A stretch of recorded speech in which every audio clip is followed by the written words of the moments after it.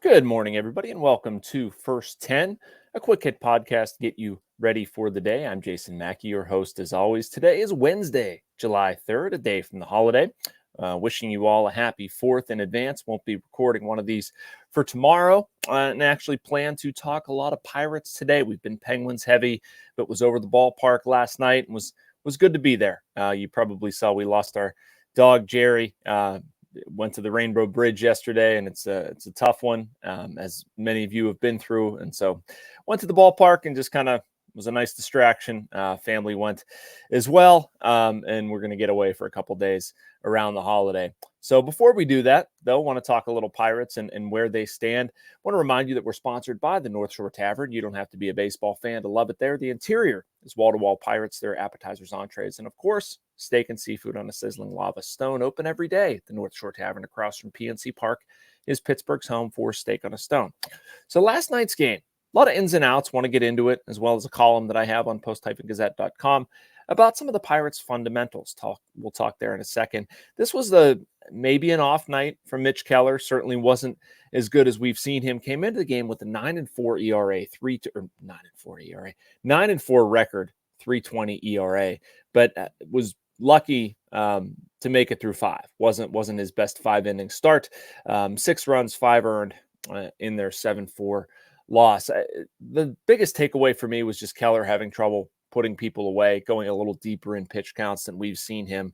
And early in Mitch's career, that was a situation that got him into a lot of trouble, got him hit hard, got him in some really ugly pitching lines. But he's able to handle that. It's just it wasn't the sort of dominant outing that we've come to expect out of Mitch Keller, who still very well could make it to the All-Star game. Was 48 games of five-plus innings for him. But I don't think that's the biggest story to come out of it. Just the first thing, because it's the starting pitcher. We saw good from Jack Suwinski, bad from Yasmani Grandal. Kind of curious where these two storylines go. Suwinski, 3-hit night, his first since last season, 448-foot home run, teased to show all of what the Pirates believe in with Suwinski and why they keep him around and why it's become such a polarizing player among Pirates fans too. I'm not sure I go a single day without hearing via Twitter, email, whatever, about Jack Suwinski and people being frustrated. I'm not quite sure why. My best stab at it is that you can see the potential there. And I think people expect 26 home runs or, expect him to mature as a hitter, which is perfectly reasonable. I expect the same thing. And it's been a disappointing year on that front for Jack. It's also kind of difficult to understand from the outside what they're doing. And I say that from a reporter's perspective, a columnist's perspective, where the guy went through struggles. They send him down. They have an injury at the major league level. He wasn't through working through those. They bring him back up. And then they stick with him through some really awful stuff. Maybe this is it. For the group that says the reporters don't ask any tough questions or anything like that, Derek Shelton was asked a couple different ways, why the heck do you have Jack Suwinski on the team yesterday pregame? And he backed a lot of what we saw, working on syncing up to the fastball, going through adjustments. It's been tough. They support Jack, blah, blah, blah. I know that's not an answer that's going to be palatable to anybody, just explaining that it was asked. An interesting thing too, post-game. You've probably seen, I don't know where things stand reporting-wise. It's been tough to confirm things the other way. But Noah Hiles, after the game, reported that Joshua Palacios was coming up to the major leagues, which we believe was their intent. That move was supposed to be made. They wanted to make that move, and somewhere in there was a pivot in strategy. I don't think he's coming up here at this point. I don't know if it was tied to Suwinski or not, but it could have been. If you think about, they maybe plan to send Jack down, bring Joshua up, and after a 3-hit night and seeing some progress, you adjust that strategy. I'm sure that has happened before. It's just, whether or not something gets out, it's kind of a perfect storm. Just something to follow up on. I don't think Palacios is coming up here. I think it was a false alarm or a change in what they're doing, but it's interesting that he was, the next guy up, the person they look at. So we'll see where it goes. I wanted to continue with Jack. Certainly, it's a good kid. I think there's a lot in there. I don't know how I feel about the other part of it. Yasmani Grandal, who is, it could be better. right? And I'm going to talk about what to do with that and what I think how they should handle the Yasmani Grandal situation after some words from our wonderful friends in Bradenton.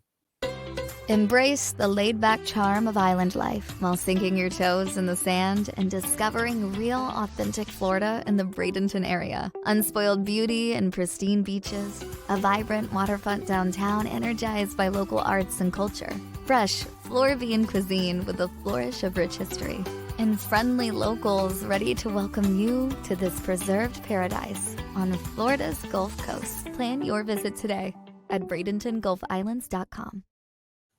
Once again, thank you to the Bradenton Area Convention and Visitors Bureau, our latest sponsor on First 10. But the issue at hand here is Yasmani Grandal and what the Pirates are going to do. This is tracking into like the Rowdy Tellez getting upset and screaming to DFA him territory. You really started to hear a lot of boos at PNC Park last night. His offense is very not good at this point. Grounds into the double play. Actually grounded into 2 double plays. I would argue the defense hasn't really added a whole bunch. Catcher's interference last night. We saw the throwback to the pitcher. The defensive metrics have been, I guess, okay, but you're looking at basically a 4-catcher situation when Henry Davis gets healthy.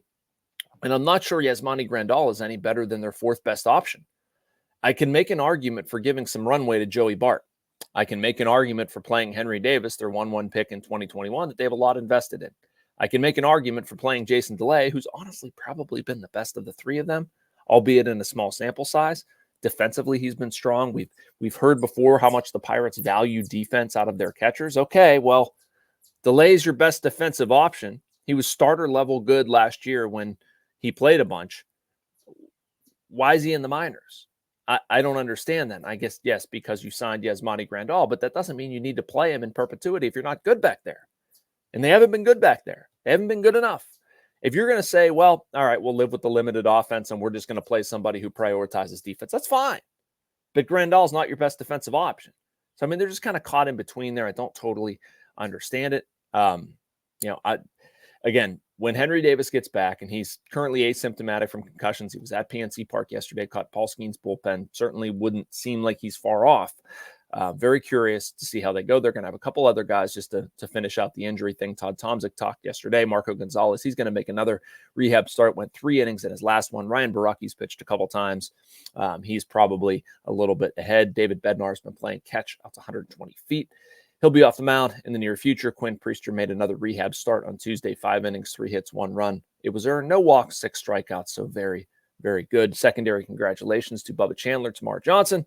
They're heading to the MLB Futures Game, a cool activity there in Texas, and those guys are certainly deserving. Bubba Chandler lately has been darn good. Wouldn't be surprised if we're not far from seeing a bump up to AAA Indianapolis. Want to finish with a few NHL topics, some stuff that came out yesterday.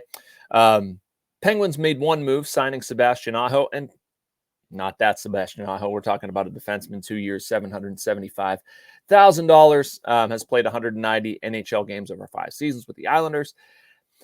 This is going to be an unpopular opinion, but I don't hate what the Penguins have done to address the left side of their blue line. They've added some depth there. Believe me, they are way off with where I'd like to see them be, and I think they're probably closer to a rebuilding team than a contending team. But as far as steadying some of that, and I don't know if Sebastian Aho is part of it. I would think that Matt Grzelcyk can eat up some of those minutes, Marcus Pettersson. But one of the fascinating things I think about, and this is relative to the left side of their blue line and probably balances out on the right. What happens in year 2 with defensemen, and why do things seem to take a year? Think about Sergei Gonchar. Think about Paul Martin. Those guys came in here and weren't great immediately. It took an adjustment period. I don't know if that's going to be the case with Ryan Graves. I don't know if that's going to be the case with Erik Karlsson. Certainly hope so. And I hope the Penguins aren't done as well. Another thing I want to see from them, they have $3.5 million left in projected cap space.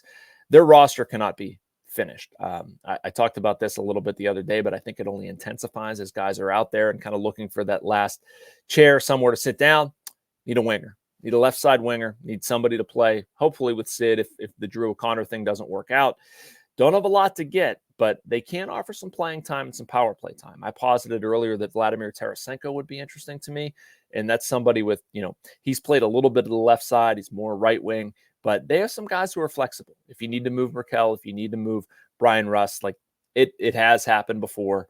And so they have a lot of guys who can, if need be, move to the other side. Weird NHL schedule. Check that out. Matt Vensel wrote about that. Some really long trips and some heavy travel before Veterans Day there. My general feeling with schedules is, they're going to have one. So there's no sense in getting too wrapped up in it. But I was a lot of longer road trips for the Penguins. It almost looked like a baseball schedule at times, and a lot of travel stuff early, a lot of difficult stuff early, frankly. So the Penguins are going to have an opportunity to sink or swim right out of the chute, it seems like. All right. Thank you for watching. Make sure you like and subscribe. You can get all of this content from me and our other Post-Gazette writers and columnists at all times. Happy 4th. Won't be here for that, but I will talk to you after that. And see you back here, same time, same place.